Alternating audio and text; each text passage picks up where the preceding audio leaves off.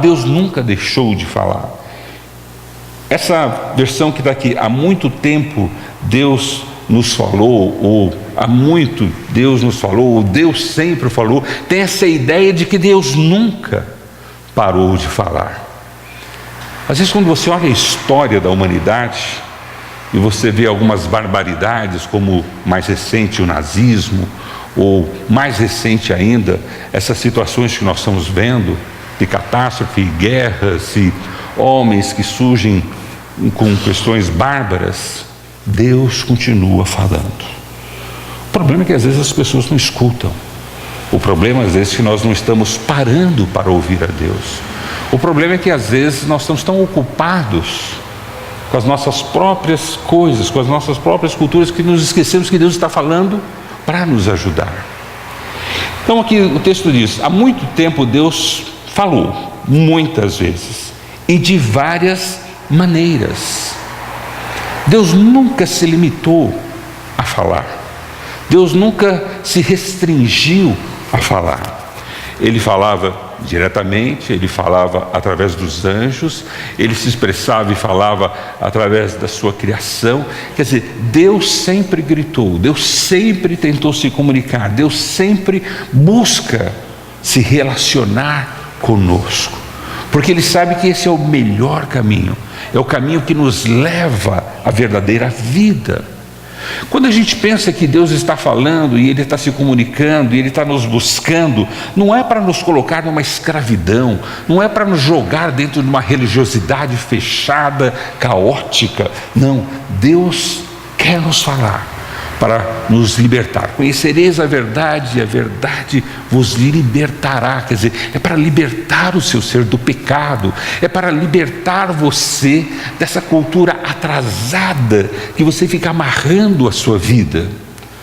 Quando Deus fala, Ele fala para a nossa libertação, para a nossa vida. Ele não está em busca de robô, Ele não está em busca de crentinho, Ele não está em busca de pessoas religiosas, Ele está em busca de nos trazer vida, e vida em abundância.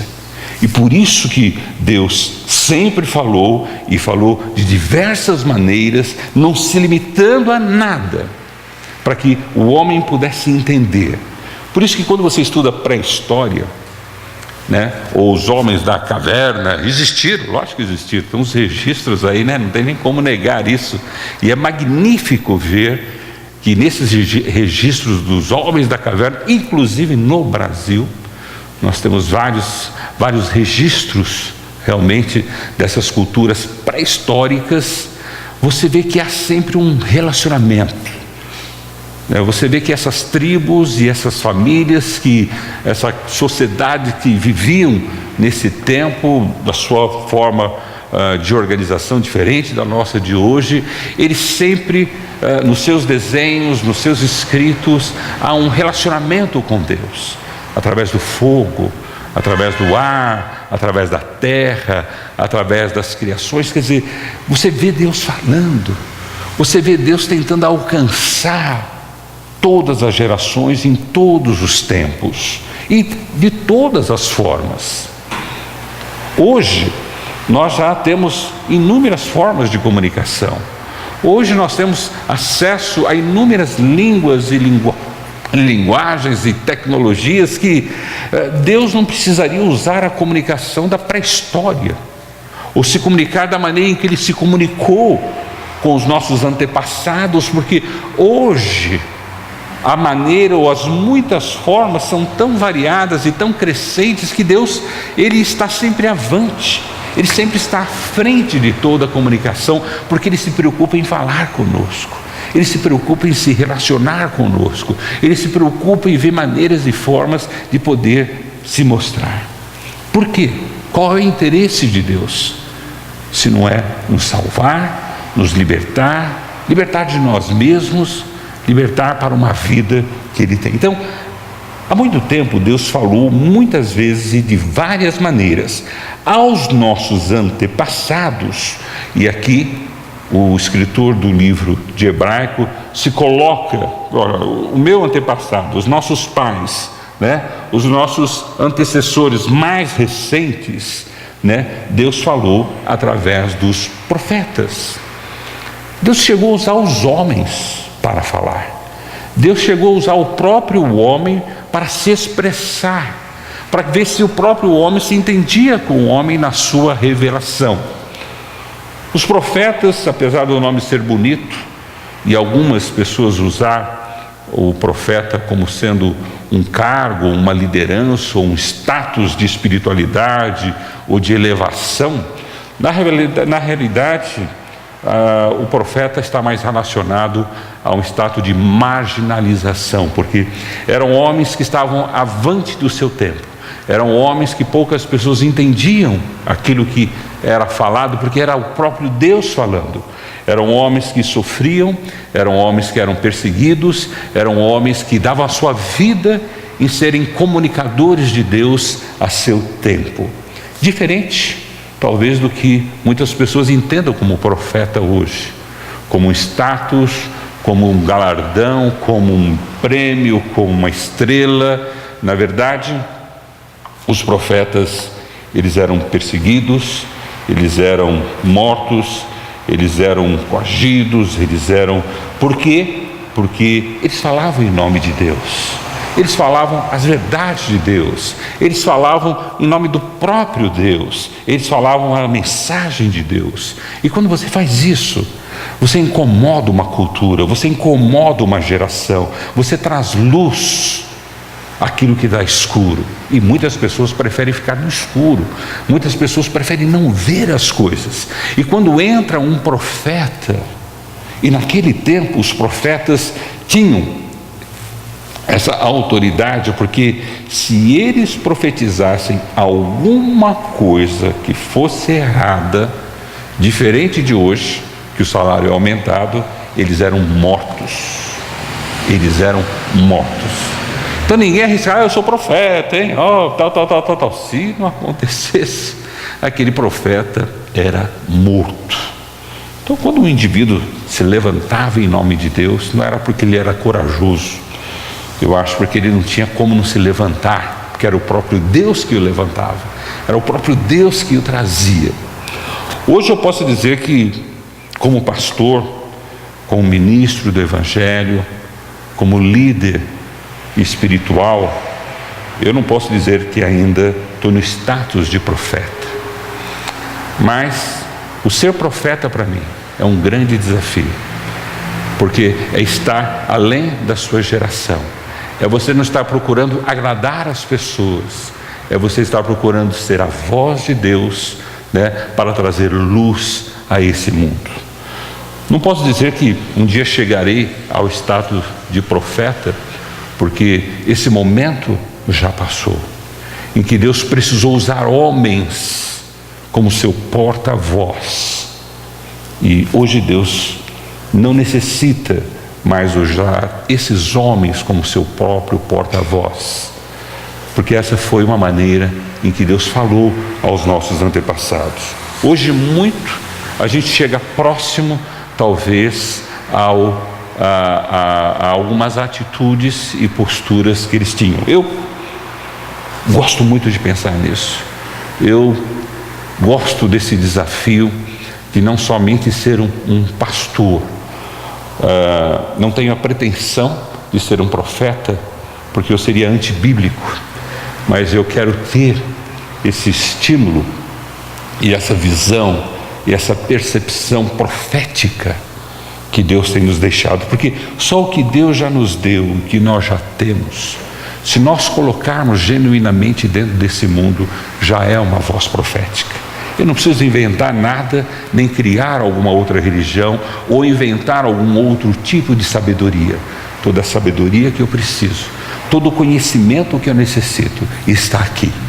E hoje eu posso não ser um profeta, mas ter uma atitude profética nos meus dias, quando eu revelo aquilo que já está aqui, aquilo que Deus tem já nos falado, aquilo que Deus continua nos falando. E hoje, como o autor do livro de Hebreus coloca, e eu concordo com ele, e ele põe assim, olha, aos nossos antepassados por meio dos profetas. Então, profecia, ou esse tipo de profetas que ele entende do Velho Testamento, que é diferente do Novo Testamento que entra mais nessa esfera, como eu almejo um dom ou uma ação, não um profeta de fato, mas uma atitude profética em cima não do que eu não conheço, mas em cima daquilo que já me é revelado.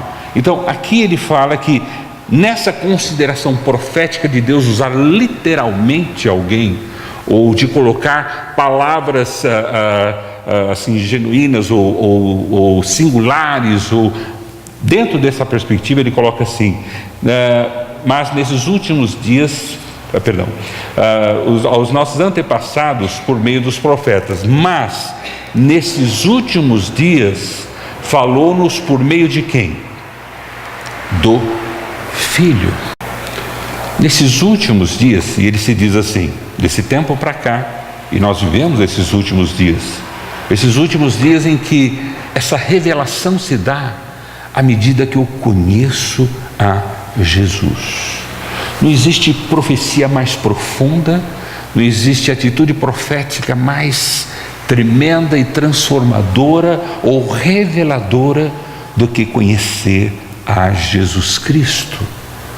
Porque Jesus é o profeta completo. Ele não só traz a palavra de Deus, mas como ele é a própria palavra de Deus. Ele é o poder de Deus em nós. Então, quando eu escuto a Jesus, eu não escuto somente palavras, eu não escuto somente ensinamentos ou história, eu tenho uma palavra transformadora na minha vida. E ele coloca, nesses últimos dias, nos falou por meio do Filho. E ele dá por quê? Ele dá a condição desse Filho. Veja, a quem constituiu herdeiro de todas as coisas. Quer dizer, se há alguém que acumula tudo que é Deus e de Deus e para Deus, esse é Jesus. Se eu quero saber alguma coisa de Deus, ou da autoridade de Deus, ou preciso ter uma direção de Deus, isso está revelado em Jesus, que recebeu por herança essa revelação. Por isso tome cuidado quando você vai buscar revelação em pessoas, revelação em igrejas, revelações de adivinhações, porque não há outra revelação maior ou superior ou igual à revelação de Jesus Cristo, porque ele herdou em si, ele trouxe para si tudo aquilo que é de Deus, que nós possamos conhecer, por meio do Filho, que constituiu herdeiro de todas as coisas, e por meio de quem fez o universo. Jesus não é aquele somente que recebeu, mas ele sempre esteve nesse mundo e ele nos conhece.